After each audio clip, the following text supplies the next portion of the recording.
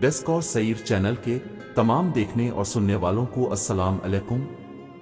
अगर आप मोटरवे पर M2 इस्लामाबाद की तरफ से लाहौर आए हैं तो टूल प्लाजा पर 1 दर्जन से ज्यादा बूथ हैं। हर बूथ में एक मोहतात अंदाजे के मुताबिक 1 मिनट में 6 गाड़ियां गुजरती हैं और यही एक बूथ 1 घंटे में 360 गाड़ियों की गुजरगाह है। इसी तरह 12 अदद बूथ से 4320 गाड़ियां गुजरती हैं और 24 घंटों में तकरीबन 1,03,600 गाड़ियां गुजरती हैं। इस्लामाबाद से लाहौर तक एक कार का टैक्स 1000 रुपया है और इसी तरह बड़ी गाड़ियों का 5000 तक का टैक्स चला जाता है। हम अगर एवरेज एक गाड़ी का टैक्स सिर्फ 1000 रुपए भी लगाएं तो इस हिसाब से 24 घंटों के अंदर यह प्लाजा कम अज कम 10 करोड़ 50 लाख रुपए जनरेट करता है। इस तरह मुल्क भर के मोटरवे और हाईवे पर उन टूल प्लाजों की तादाद गिन ले और फिर उनको करोड़ों से ज़र्ब दें तो सिर्फ टूल टैक्स की मद में रोजाना के हिसाब से अरबों रुपए हुकूमत के खजाने में जमा हो रहे हैं। अब जिस गाड़ी में सफर कर रहे हैं इसमें पेट्रोल की मद में कम अज कम 50 रुपए टैक्स काटा जा रहा है। अब हिसाब करें कि रोजाना लाखों गैलन के हिसाब से जो पेट्रोल डीजल कंज्यूम हो रहा है।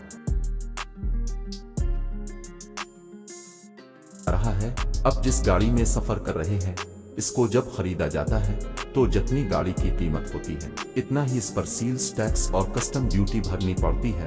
अब जिस गाड़ी को अपने पास रखते हैं इसकी सालाना एक्साइज ड्यूटी भी अरबों रुपयों में जमा होती है।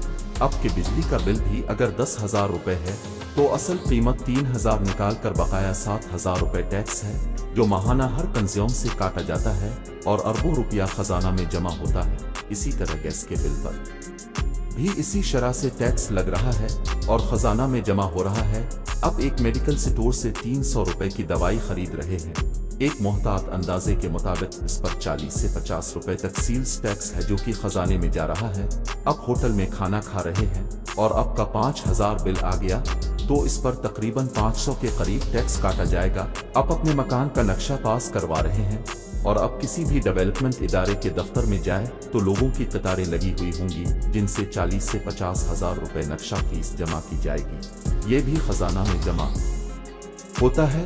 अब जिस घर में रहते हैं इस घर का सालाना टैक्स अलग से जमा करवाना होगा।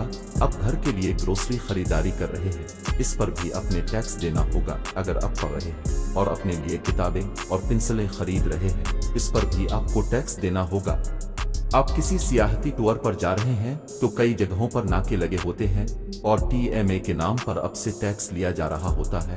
आप बैंक में पैसे जमा करवाते हैं निकालते हैं इस पर भी आपको टैक्स देना होगा।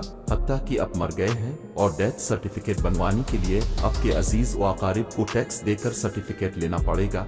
इसके अलावा हुकूमत के पास ऐसे बेशुमार असासे हैं जिन्हें बेचकर अरबों रुपए हुकूमत के खजाने में जा रहा है। जैसा कि पिछले दिनों इस्लामाबाद के ब्लू एरिया में CBA ने अपने चंद कनाल का प्लाट 8 अरब रुपयों बेच दिया। ये ना पहला प्लाट था और ना आखिरी प्लाट है। मैं नहीं समझता कि मेरे पास अगर चंद मरले का कमर्शियल प्लाट होता तो इस एक प्लाट से मेरी जिंदगी शानदार गुजरती है, बल्कि मेरी आने वाली नस्ल भी इससे भरपूर इस्तिफादा करती है। मेरे पास अगर छोटा सा कारखाना हो तो हमारी अगली नस्लें इससे फायदे उठाती हैं। एक ट्रांसपोर्टर के पास एक आध बस ट्रक होता है तो उसकी पूरी फैमिली की कफालत इससे होती है। मगर सवाल यह है कि मुल्क में अरबों खरबों के टैक्स रोजाना के बुनियाद पर इकट्ठे हो रहे हैं। वो क्यों मफलूक अलहाल है और दुनिया के सामने हाथ फैला रहा है। अब तो हुक्मरानों से हिसाब करना होगा और हर शहरी ने उठना होगा। सियासी जमातें बेशक कुछ भी ना करें मगर हमने इस मुल्क को बचाना है और अपने मुल्क के लिए हमने ही सोचना है।